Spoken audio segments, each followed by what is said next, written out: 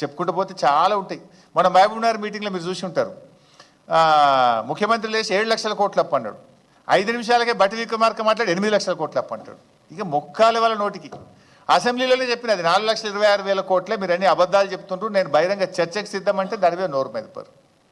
ఈ రకంగా ఇంకా చాలా చాలా ఈయన నిజ స్వరూపాలు చాలా స్వరూపాలు ఉంటాయి ఈయనకు, అపరిచితుడైన. అంటే జనరల్గా రాజకీయ నాయకులు అనేవాళ్ళు ఆదర్శంగా ఉండాలి. ప్రజలు నిశితంగా మనను పరిశీలిస్తూ ఉంటారు. ప్రజాస్వామ్యంలో మనం అనుకుంటాం కానీ ప్రజలు చాలా నిశితంగా మనను పరిశీలిస్తుంటారు.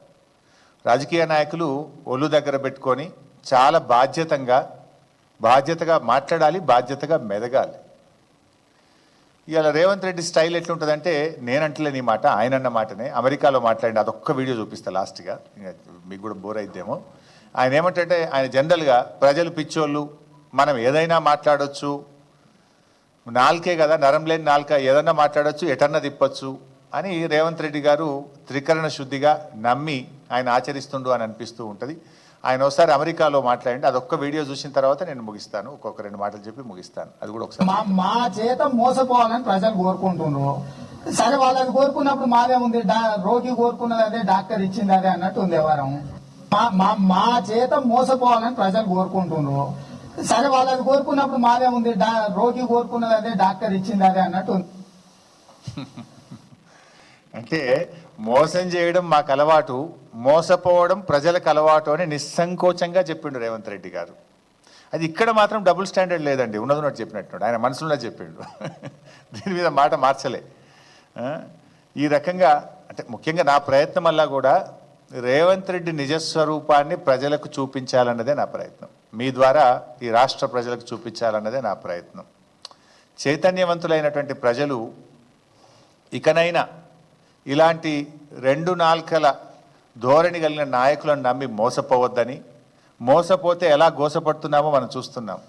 ఏం కోల్పోయారు అని ఈయన మాట్లాడుతున్నాడు. రైతు బంధు కోల్పోలేదా, కేసీఆర్ కిట్టు కోల్పోలేదా, బతుకమ్మ చీరలు కోల్పోలేదా, ప్రజాస్వామ్యం కోల్పోలేదా, ఎన్నని చెప్పమంటూ చెప్తాను. అది 7వ తారీఖు నాడు ఇంకా చాలా డీటెయిల్గా, ఇంకా చాలా వివరంగా నీ ఏడాది పాలన గురించి చాలా వివరాలు ఉన్నాయి, అవి కూడా చెప్తాం.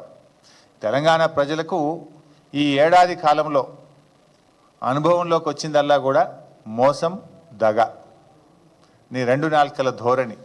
ఇలా పిల్లలు కూడా చూస్తే, ఎక్కడ టీవీ చూస్తే పిల్లలు చెడిపోతారు అని ఛానల్ మారుస్తున్నారు తల్లిదండ్రులు. రేవంత్ రెడ్డి స్క్రీన్ మీద కనబడంగానే ఛానళ్ళు మార్చే పరిస్థితి వచ్చింది. నీ భాష కానీ, నీ వ్యవహార శైలి, నువ్వు మాట్లాడుతున్న తీరు, ఇవాళ కుటుంబాలు భయపడుతున్నాయి. మా పిల్లల మీద ఈ ప్రభావం ఎంత పడుతుందో అని కూడా బాధపడే పరిస్థితి వచ్చింది. అంటే రేవంత్ రెడ్డి గారిని నమ్మితే ఏమైంది అంటే, అన్న వస్త్రానికి పోతే ఉన్న వస్త్రం పోయింది అన్నట్టు అయిపోయింది ఈరోజు. సో నేను చూపించింది, నేను చెప్పే ప్రయత్నం అంతా కూడా ఈ ఏడాది పాలనలో ఎడతెగని వంచనకు నిలువెత్తు నిదర్శనాలు ఇవన్నీ. ఇది ఆత్మవంచన చేసుకోవడమే. ఒక నాయకుడు అనే వ్యక్తి ఏదైనా ప్రజలకు మాట ఇస్తే, ప్రతిపక్షంలో ఉన్నప్పుడు మాట్లాడితే దాన్ని నిలబెట్టుకునే ప్రయత్నం చేయాలి.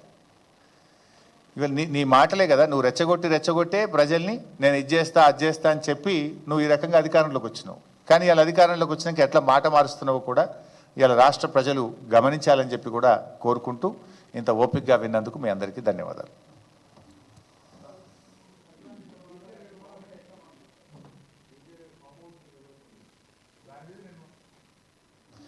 ఓపెన్ ఛాలెంజ్ చేసినా కదా నేను మొన్ననే, ఐఎమ్ రెడీ అని చెప్పిన దాని మీద ఎవరు రిప్లై ఇవ్వలే కదా. ఆయన మాట్లాడిన గంట సేపట్లో నేను దాని మీద మా పార్టీ తరఫున కామెంట్ చెప్పాను. రైతు భరోసా ఏమంటారే, రైతు భరోసా 2 పంటలకు ఇవ్వాలి, వానకాలం, యాసంగి. వానకాలానికి రైతు భరోసాని ఎగ్గొట్టింది రేవంత్ రెడ్డి. యాసంగికి కూడా కలిపి ఎకరానికి 15,000 రూపాయలు వానకాలం, యాసంగి కలిపి ఇవ్వాలని బీఆర్ఎస్ పార్టీ డిమాండ్ చేస్తుంది.